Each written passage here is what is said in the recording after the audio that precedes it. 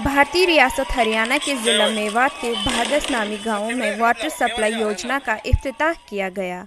इसका इफ्तिताह काबीना वजीर राव इंद्रजीत ने किया। इस मौके पर वजीर सेहत डॉक्टर बनोती लाल, मेंबर असेंबली विमला और ब्लॉक समिति चेयरमैन ताहिरा बेगम भी मौजूद रही।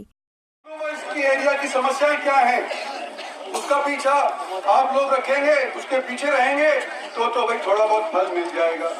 और अगर कोई बाहर के लोगों को आपने चुन लिया विधानसभा के चुनाव के अंदर, तो भाई वो अपनी दी हुई ताकत को अपने किसी दूसरे क्षेत्र के अंदर ले जाएगा। इस चीज के लिए आज मैं आपको सोचने के लिए आमंत्रित करता हूं।